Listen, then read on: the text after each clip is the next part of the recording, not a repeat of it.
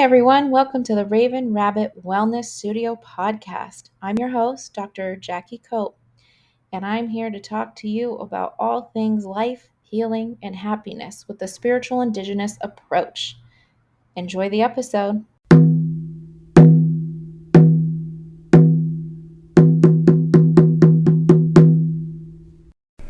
Hello, everybody, and welcome to the Raven Rabbit Wellness Studio podcast. I'm your host, Reverend Dr. Jackie Cope, coming at you to you from the Raven Rabbit Wellness Studio here in Anza, California, and we are on episode 10 today. I'm so excited. I just started this podcast in July, and it's been a very fun ride so far. Today's episode is about perfection. This is something I've written about in my first book. It's something that I think about often, especially as an educator, and something I think about a lot as a woman living in today's society. So there's some things I wanted to share today about my thoughts on perfection and perfectionism more so. So before we get started, I would like to do an invocation. Dear Creator, please make me a channel of light, love, and good message. Thank you for bringing everyone here who's at this podcast listening. Everything is done divinely, so make me a channel for healing, happiness, and gratitude. And so it is. So thank you so much for tuning in to episode 10. We've been covering a lot, as I've told you before. If this is your first time tuning in, I own Raven Rabbit. My mission at Raven Rabbit is to have a holistic, indigenous approach to life, healing, and happiness.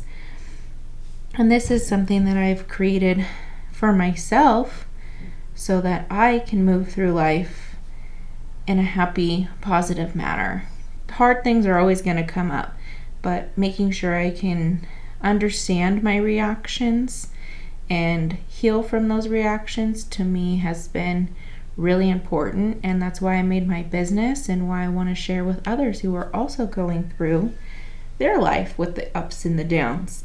So today's episode is about perfection. So perfection is something that was finally pointed out to me at a human rights training that I did a few years back when I was a human rights trainer.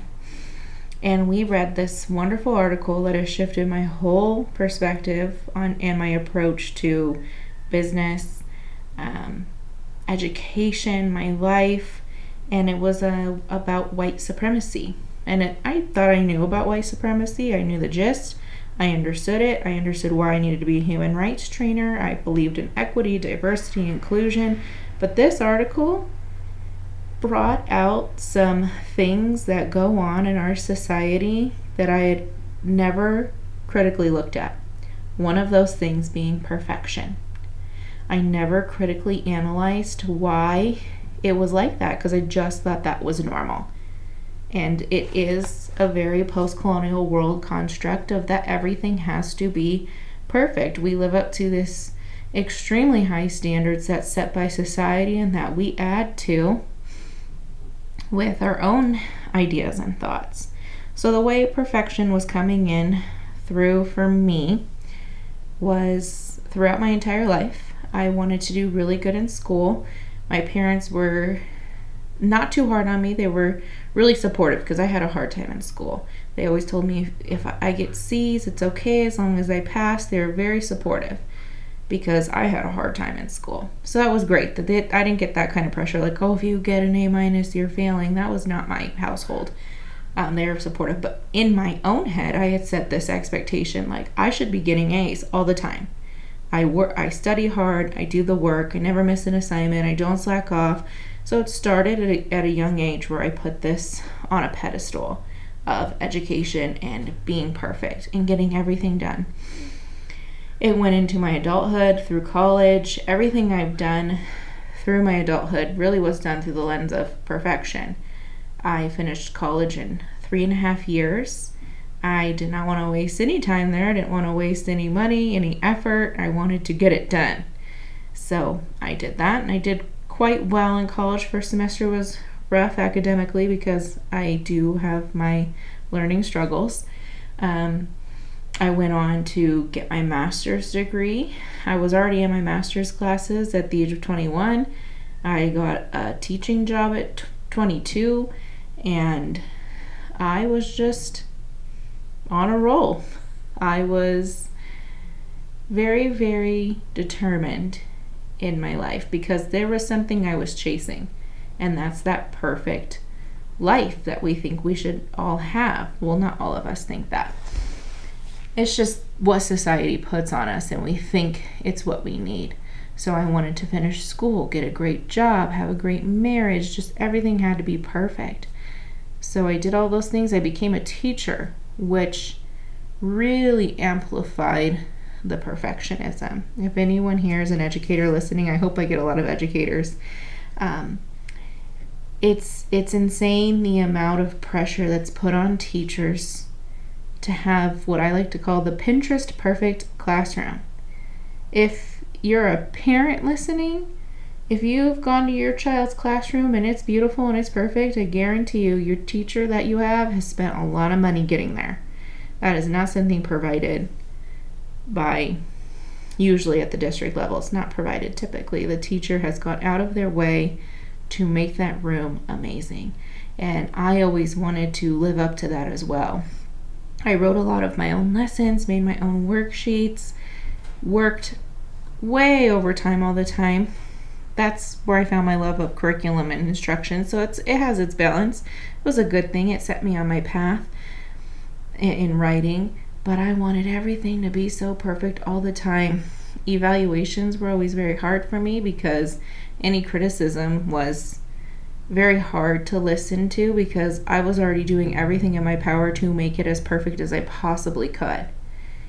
But now looking back, that wasn't a healthy way to do it. But when you're young and you have a job like that, I went into teaching at 24 years old. So that's the other interesting thing about education as well, is even though I was 24, with my first public school job, I'd already taught for a few years at that point, but when I got into public school, once you're a teacher, you're expected to perform at the same level that a 25-year veteran teacher would teach. It's a very strange dynamic in education. So there was a lot of pressure to do a really good job, and it really did burn me out chasing that. Then in my personal life, as I've shared, with divorce, that really started making the walls crumble of looking perfect and being perfect. And then I think it was 2019, so well after my divorce and everything, no, it was after that. It must have been, it was 2021 that I went to this conference and started learning about perfectionism. And it was extremely triggering. Now, mind you, this was a human rights training, so there was more heavy topics besides perfectionism. But it was very upsetting for me to read that because I immediately was like, that's me. I've added to that culture.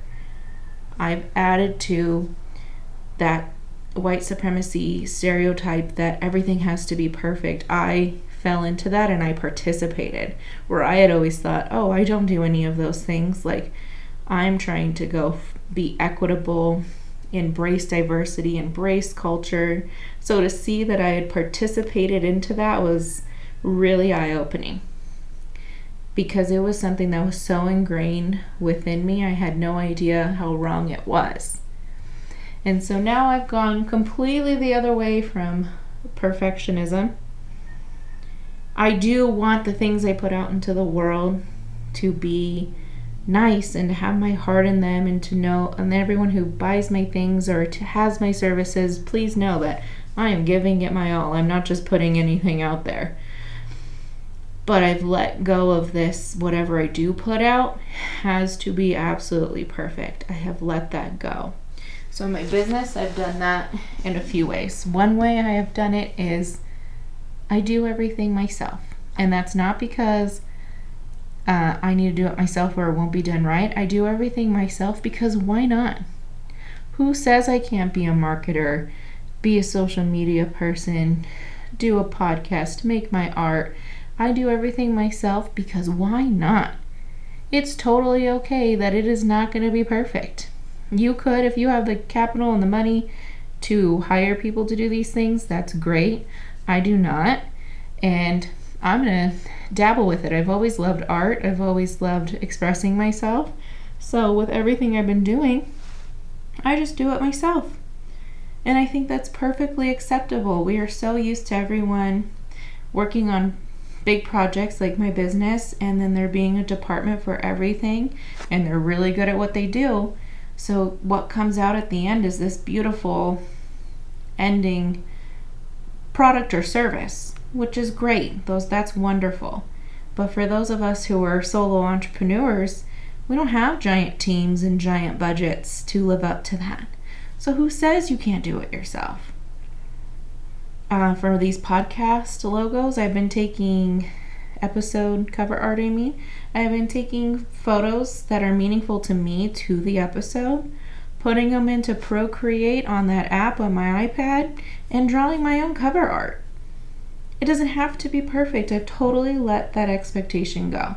However it turns out is the way it's supposed to, and it'll resonate and fall with whoever it's supposed to. And in the meantime, I'm having a great time doing it, and I've gotten pretty good at my Procreate Apple app. It has been a lot of fun. Other things I have let go are my art and product design and I'm trying to think of my essential oils, what that's called, but my recipes, my product recipes. Typically, you think in a big business, I need an essential oils recipe maker expert. You don't need that. I have my meditation, I'm channeling. Essential oils have really guided me. I've learned, I've read the books. Am I an absolute expert and scientist? No, but that's okay. I'm not ingesting and consuming these things, so it's going to be okay if I use some essential oils to spray and to diffuse. Everything's going to be fine. So I've really taken the creative lead in making my recipes, doing it on my own, and then packaging it and doing it myself. And same thing with my packaging designs.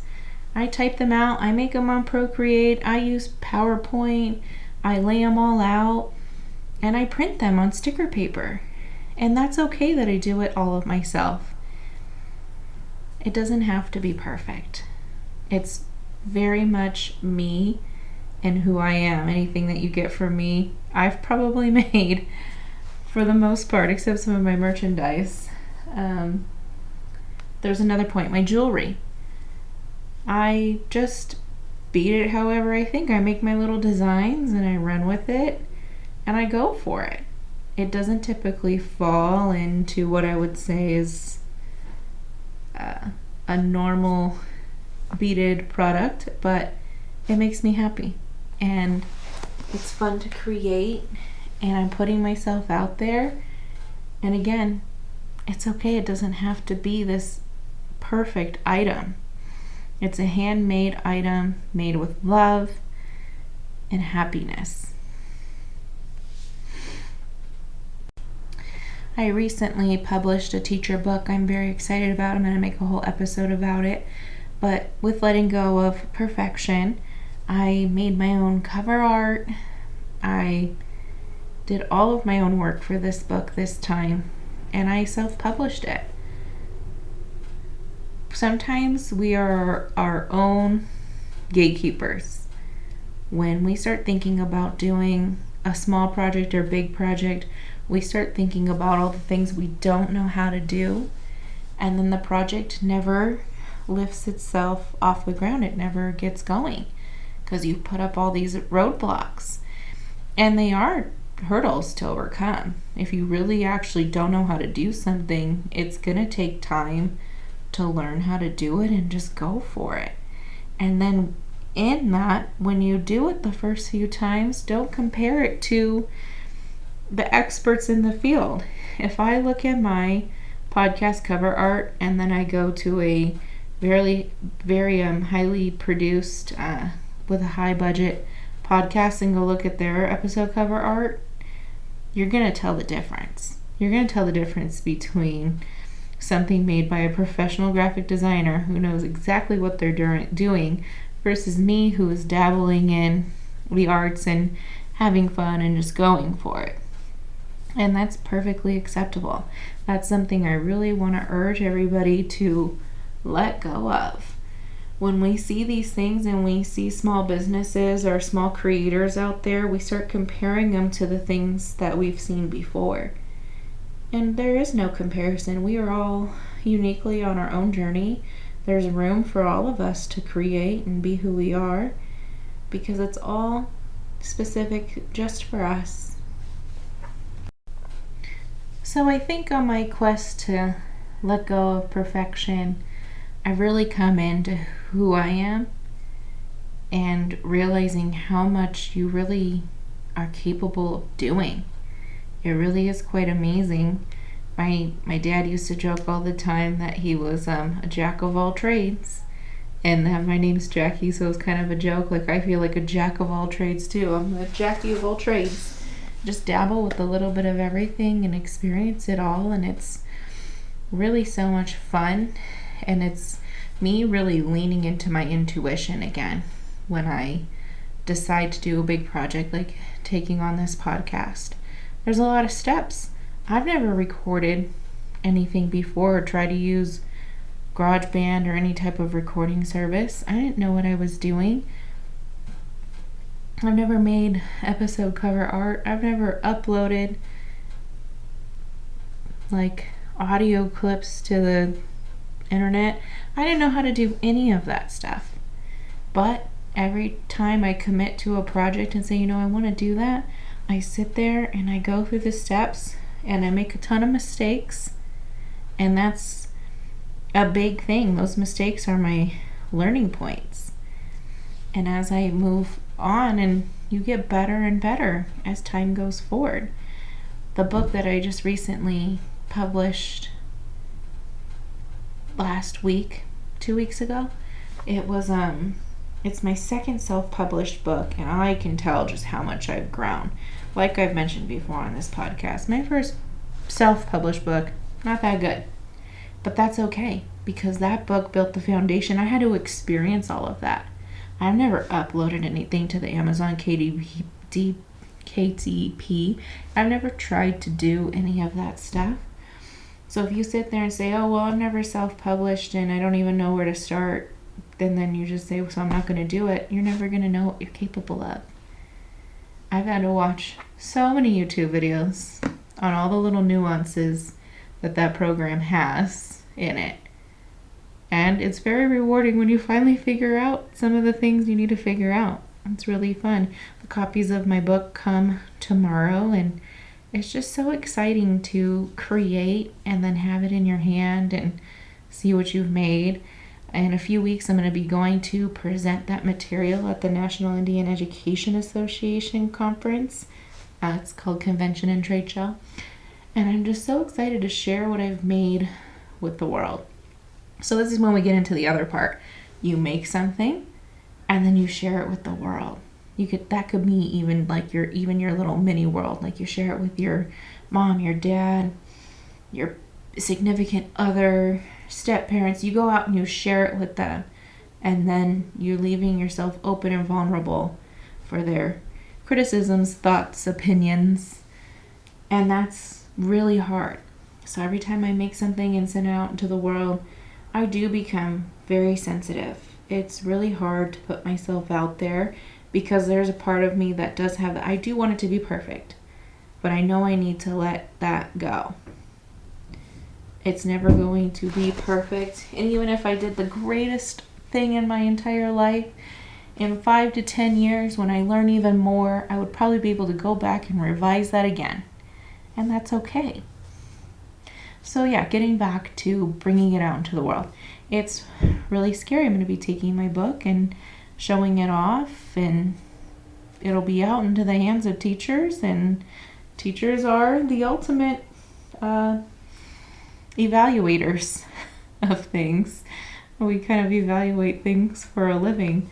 So it'll be interesting, but I do want people to know that I really put my heart and soul into everything that I do, and I really do have the best intentions behind it, and I'm also willing to learn. I love to learn, I love to grow, and I definitely always want to do better. So I want you to start thinking about how perfectionism is showing up in your life. Maybe it pops out at you right away. Like, you've always lived up to these things. Like, that perfection is something that you tend to lean towards. It can be simple things in our personal lives. Wanting your meal to be perfect, your family time to be perfect, how you appear in photos to be perfect. It comes up in so many ways in our lives. Excuse me. And once you start letting that go, the weight starts to lift, the fog starts to clear, and you can start really focusing on the things that really matter. So for me, in my journey, letting go of perfectionism, the things that started to matter to me are, do I get value from the thing that I'm pursuing? Does it make me happy? And am I enjoying it? Those things started to become clear. So instead of chasing this unattainable, perfect image, whatever it might be, product, service, image, I let that go and I started analyzing, what do I really want? And my business started taking shape. My writing started taking shape. And I'm able to let go of all of the expectations and just put my heart and soul into it. And at the same time, I asked myself, well, what would I really want? So I love being on the other side as a teacher with my teacher book. What kind of book have I always wanted as an educator? Me as a person who's on a spiritual journey. Well, what did I want on my spiritual journey that I felt like I didn't have or was missing? And I tried to create those things that I felt were missing for me, so that maybe somebody can have those things for themselves. And it'll be very unique to them and who they are, because it's very unique to myself. Letting go of perfectionism too, like I said, started to lift the fog and show me what I wanted. When I let go of those expectations, I finally signed up for that Bachelor's of Metaphysics program. I signed up to be a yoga teacher. I signed up to do Reiki because I went into it just with an open heart, and it'll take me where it takes me. Let's see where it goes. I didn't make some image or end goal that was going to be this perfect thing that I had to go towards. Now my life is just open. And this takes me back to my metaphysics stuff here. One great meditation that I learned from my metaphysics program was about opening up all your channels. And when you are opening all of your channels and everything that's possible to you, perfectionism has no room in that, because perfectionism makes one right way, one path, one outcome that comes from this made up thing you have in your head. When you sit back and you meditate and you open up all of your channels, the possibilities are endless. And you might possibly hit something close to perfection with that. You might get something even better than what you could have imagined it to be. So, something I want you to think about this week is opening yourself up to all channels and all possibilities. Ones that you were aware of and ones that you were unaware of. Things that you can't foresee. Be open to it all.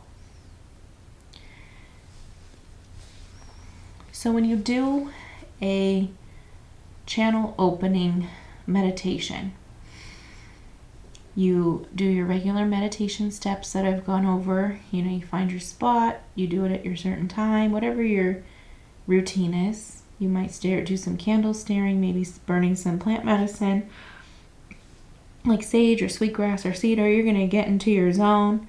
You're going to start meditating. And when you're in your meditation, to open all of your channels. You're going to imagine a light stream. I imagine usually rainbow colors with mine. A lot of white and a lot of rainbow colors all coming out from me to the universe, and energy is coming back and forth because energy is coming in to my realm of possibility, things that I've never thought of, and I'm sending my energy out that I'm open to it. I have something in mind, because that's fine. You could have something in mind, like, hey, I want to really work on my spiritual path, or I want to write a book, or I want to start a podcast, or I want to start a new hobby or craft. You might have something there in your field that you're thinking about, and then you put it out to the universe. But I'm open to all channels within that. Like, I really want to start my business, and this is what I think my business should be, but I'm also open to other ideas and possibilities and channels of getting there that I might have not thought of while I'm on my path. So being open to all channels of possibility and energy can really help you let go of your perfectionism, because you're going to have to let go of that limiting belief to allow those other greater things to come in. And I think that's been the most ultimate way that I've moved past perfectionism. So, what we talked about today was how perfectionism does add into the white supremacy culture that we have here in the United States. It upholds white values typically, and how life should be lived.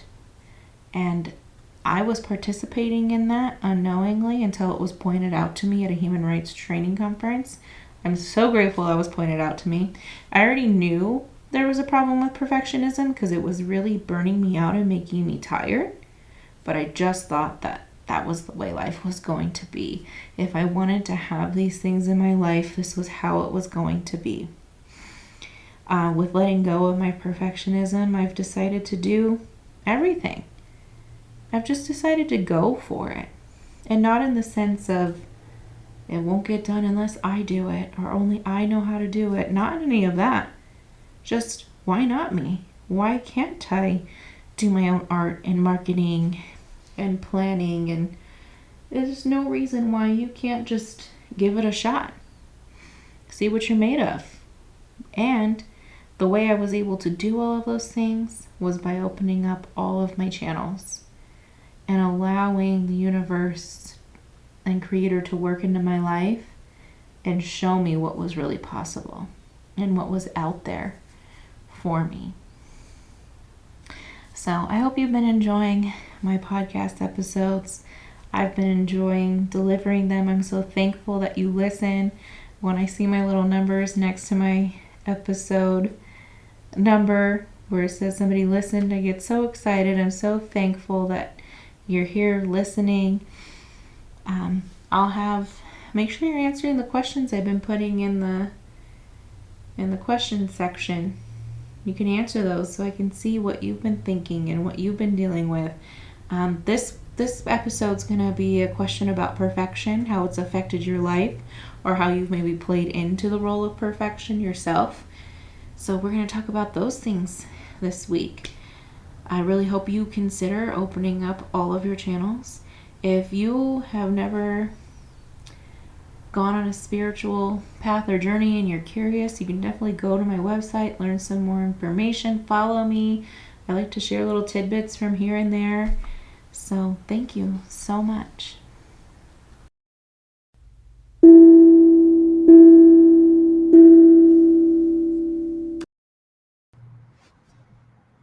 If this podcast helped you out in any way, you got a good story out of it, you enjoyed it, it maybe enlightened your day, please share this podcast on any social media you have.